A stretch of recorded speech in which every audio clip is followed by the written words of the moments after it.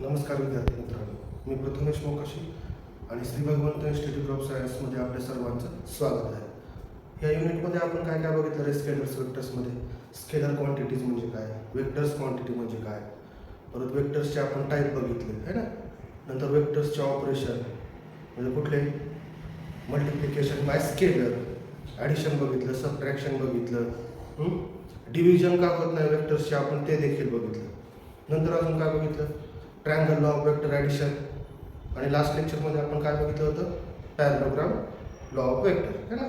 आता आपण काय बघणार आहे, रिझोल्युशन ऑफ वेक्टर. रिझोल्युशन म्हणजे काय, तर दिलेल्या वेक्टरचे आपण वेगवेगळ्या कॉम्पोनंटमध्ये डिवाइड करू शकतो. डिवाइड म्हणजे वर्गीकरण करू शकतो. बघा, समजा बी वेक्टर दिलेला आहे, वेक्टर बी दिलेला आहे, आपण त्याचं V1 alpha cap, V2 beta cap, V3 gamma cap असं आपण करू शकतो.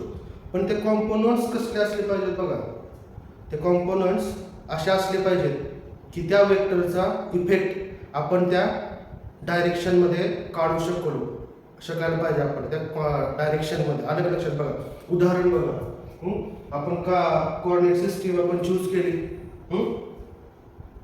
हा वेक्टर आहे ओसी वेक्टर. आता बघा ओसी वेक्टर हे एक्स वाय कोऑर्डिनेट सिस्टीम आहे. काय केलं आपण, आपल्याला ओसी बद्दल काही दुसरं माहित नाहीये, फक्त हा वेक्टर आहे. पण आपल्याला त्याचं मेजरमेंट करायचं आहे, म्हणजे त्याचा इफेक्ट एक्स ॲक्सिसला काय होतं, वाय ॲक्सिसला काय होतं. तर आपण काय केलं, मग एक परपेंडिक्युलर टाकला एक्स ॲक्सिसवर, सी पासून एक्स ॲक्सिसवर. मग हे काय झालं, ओ आहे, आपण ह्याला आर एक्स धरलं, आणि वाय ॲक्सिसवर एक परपेंडिक्युलर टाकला, ह्याला आपण काय धरलं आर वाय कन्सिडर केलं. हे तुम्हाला लक्षात येणार नाही, आपण काय करू, एक उदाहरण देऊन समजू. आता एक लहान मुलगा असतो बघा, आता एक असं खेळणं ओढत नेत असतो. इमॅजिन करा असं, हा सी एक तो मुलगा आहे, खेळणं ओढत नेतोय असं ह्या डायरेक्शनने, आहे का नाही. आपल्याला त्याच्यावर कोणकोणत्या क्रिया होत आहेत त्या खेळण्यावर, आहे का नाही. आणि तो दोरा जो धरलाय स्ट्रिंग, कोणत्या कोणत्या क्रिया होत आहेत आपल्याला ते बघायचंच आहे. न्यूटन्स लॉज ऑफ मोशन मध्ये आपल्याला ते सगळं बघायचं. फक्त उदाहरण देतो बघा, ह्या दोरीवर कोणकोणते फोर्स अप्लाय होत आहेत हे आपल्याला काढायचं आहे. कसं काढणार आपण, कोणती तरी आपल्याला कोऑर्डिनेट सिस्टीम चूज केली पाहिजे ना.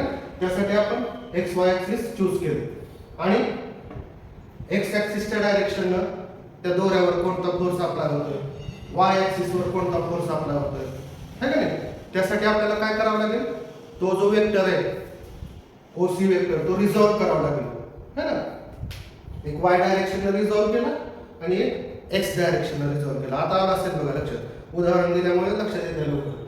मग काय केलं, तो परपेंडिक्युलर जो टाकला, परपेंडिक्युलर टाकलं म्हणजे काय, त्या ॲक्सिसला ती लाईन अशा ठिकाणी कोइन्साइड होईल जिथं 90 डिग्री अँगल असेल, है ना. तसंच इथं मग एवढा जो पोर्शन आहे त्याला आपण आर एक्स कन्सिडर केलं, आणि ह्याला जो आहे तो आर वाय. आर एक्स आणि आरच का घेतलं, आपण हा आर दिलाय ना वेक्टर, मग त्या आर वेक्टरचं रिझोल्युशन कॉम्पोनंट एक्स ॲक्सिसला आर एक्स असेल आणि वाय ॲक्सिसला आर वाय असेल. आलं लक्षात, इथपर्यंत लक्षात आले का बघा. आता आपण जे शिकलो पॅरलोग्राम लॉ ऑफ वेक्टर आहे ना, तो अप्लाय करायचा. पॅरलोग्राम लॉ मध्ये काय होतं, हा रिझल्टंट जो असणार आहे तो आर एक्स आणि आर वाय यांच्या बेरजे एवढा असेल रिझल्टंट. हे शिकलो होतं ना पॅरलोग्राम लॉ मध्ये बघा. मग त्याच्याच पुढे आपण काय केलंय, एक्स ॲक्सिसला आपण आय कॅप घेत असतो, वाय ॲक्सिसला जे कॅप आणि झेड ॲक्सिसला के कॅप. हे काय आहेत रे, cap i cap j cap k cap आपण शिकलो, युनिट वेक्टर असतात, आहे की नाही. मग एक्स ॲक्सिसला जो युनिट वेक्टर आपण घेतोय तो आय कॅप घेतोय, वाय ॲक्सिसला घेतोय तो जे कॅप. तुम्ही कुठला पण घेऊ शकता, पण हे स्टँडर्ड आहेत म्हणून हेच वापरायचे बरेच वेळा. मग ह्याचं रूपांतर काय झालं, r x i cap plus r y j cap. आलं का लक्षात बघा, इथपर्यंत लक्षात आलं. आता आपण बघूया ओ सी हा जो वेक्टर आहे त्याला आपण आर वेक्टर नाव दिलं. त्या आर वेक्टरनं एक्स ॲक्सिसची थिटा एवढा अँगल केलेला आपण तो कन्सिडर करतो. मग इथं आपण वापरलं कॉस थिटा. कॉस थिटा म्हणजे काय रे, लगतची बाजू आणि कर्ण. आपण डायगोनल है ना.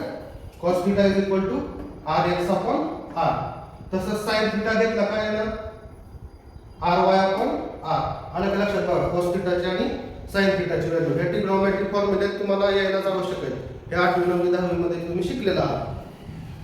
आता बघा त्याला आपण इक्वेशन 2 नंबर दिलं, त्याला इक्वेशन 3 नंबर दिलं. आपल्याला सोपं जावं म्हणून आणि द्यायचे इक्वेशनला नंबर द्यायचे का तर आपल्याला सोपं जातं.